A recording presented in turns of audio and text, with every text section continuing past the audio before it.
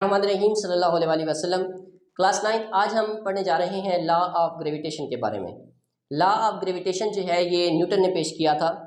Newton जो है एक दरख्त के नीचे बैठा हुआ था, तो एक एप्पल जो है उसके सर पर आकर लगा। उसने कहा देखा कि ये जो एप्पल है ये ऊपर से नीचे की तरफ आ रहा है। उसने सोचा कि ये एप्पल जो है नीचे से ऊपर की तरफ भी तो जा सकता था। इसकी क्या रीज़न हो सकती है कि एप्पल जो है ऊपर से नीचे की तरफ आया है, नीचे से ऊपर की तरफ नहीं गया। तो उसने इसके ऊपर रिसर्च करना शुरू की, इसने इसके ऊपर वर्क करना स्टार्ट किया। तो काफ़ी अरसे के बाद उसने एक लॉ पेश किया जिसे लॉ ऑफ ग्रेविटेशन का नाम दिया गया। न्यूटन के लॉ ऑफ ग्रेविटेशन को समझने के लिए आपने 3 बुनियादी बातों का जो है ध्यान रखना है। नंबर 1 के ऊपर, न्यूटन के मुताबिक कायनात के अंदर, इस यूनिवर्स के अंदर हर बॉडी दूसरी बॉडी को एक फोर्स के साथ अट्रैक्ट करती है। फिर से समझ लें, न्यूटन के मुताबिक इस यूनिवर्स में, इस कायनात में एवरी बॉडी, हर बॉडी जो है अदर बॉडी, किसी दूसरी बॉडी को अट्रैक्ट करती है विद अ फोर्स, एक फोर्स के साथ।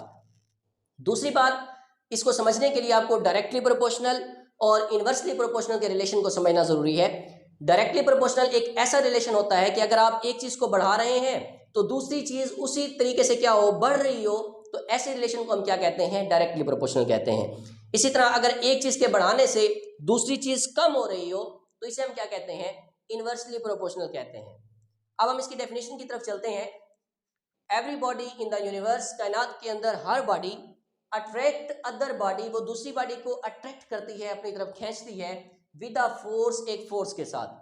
मिसाल के तौर पे आपके पास ये दो बॉडी हैं, एक बॉडी ये है, एक बॉडी ये है। इसका मैस m1 है और इसका मैस जो है वो m2 है। अब ये दोनों बॉडी जो है फोर्स F के साथ एक दूसरे को अपनी तरफ क्या कर रही हैं, अट्रैक्ट कर रही हैं।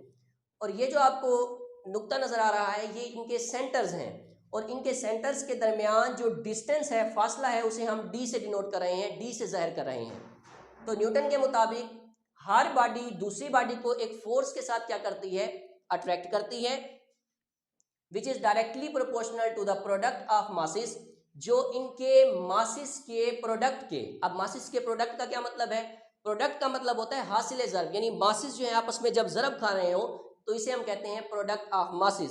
यानी न्यूटन का कहने का मतलब ये है कि जब एक बॉडी दूसरी बॉडी को अपनी तरफ अट्रैक्ट करती है किसी फोर्स के साथ, तो वो जो फोर्स होती है वो उन मासिस को अगर हम मल्टीप्लाई करें तो उन मासिस के प्रोडक्ट के क्या होती है, डायरेक्टली प्रोपोर्शनल होती है।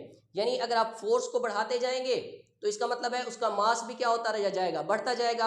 और अगर उनका मास कम होगा तो इसका मतलब है कि फोर्स भी उनके दरमियान क्या होगी, कम होगी। कहने का मतलब ये है कि ये जो आपके पास m1 और m2 मासिस हैं, ये इनका क्या है, प्रोडक्ट है। यानी m1 m2 आपस में मल्टीप्लाई हो रहे हैं, तो ये जो प्रोडक्ट ऑफ मासेस है इसके जो फोर्स होती है ये क्या होती है, डायरेक्टली प्रोपोर्शनल होती है।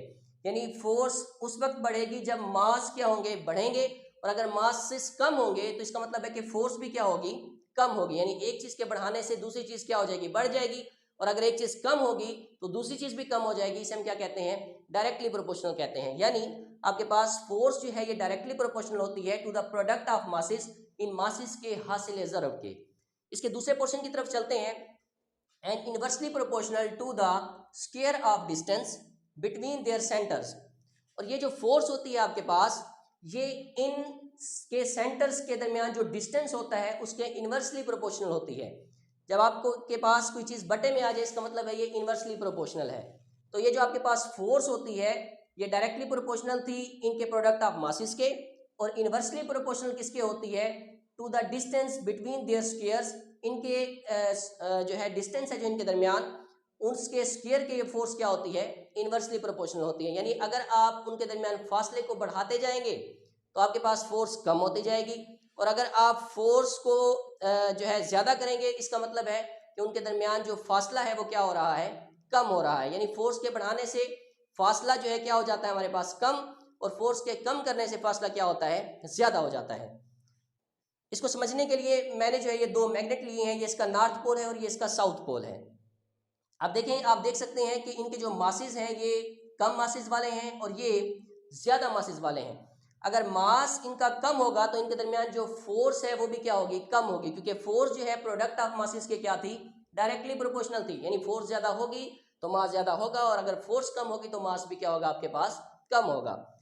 इसी तरह अगर आपके पास आपने बड़े मैग्नेट ले लिए हैं, बड़े मासेस के मैग्नेट ले लिए हैं, तो इसका मतलब ये है कि आपके पास फोर्स भी इनके दरमियान क्या होगी, मजबूत होगी। आप इन्हें आसानी से जो अलहदा है वो या अलग है नहीं कर सकते।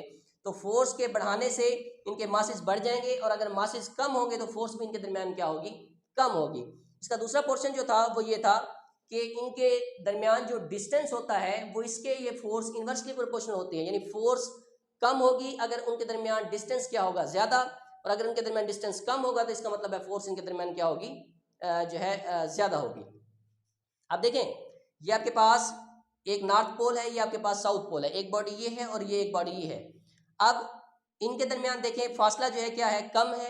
इसका मतलब है यहाँ पर फोर्स क्या होगी, ज़्यादा होगी, क्योंकि फोर्स जो है हमारे पास वो इन्वर्सली प्रोपोर्शनल है स्क्वायर ऑफ डिस्टेंस के।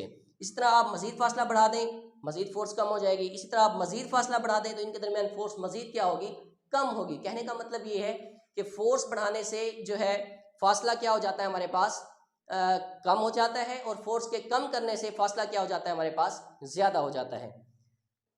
ये F डायरेक्टली प्रोपोर्शनल है हमारे पास M1 M2 के, F डायरेक्ट इन्वर्सली प्रोपोर्शनल होता है हमारे पास डिस्टेंस के। ये M1 M2 को हम यहाँ पर ले आएंगे, ओवर D2 आपके पास आ जाएगा, और जब आप इस डायरेक्टली प्रोपोर्शनल को खत्म करेंगे तो यहाँ पर क्या आ जाएगा, G आ जाएगा, और G की जो वैल्यू होती है वो 6.73 10⁻⁻11 होती है।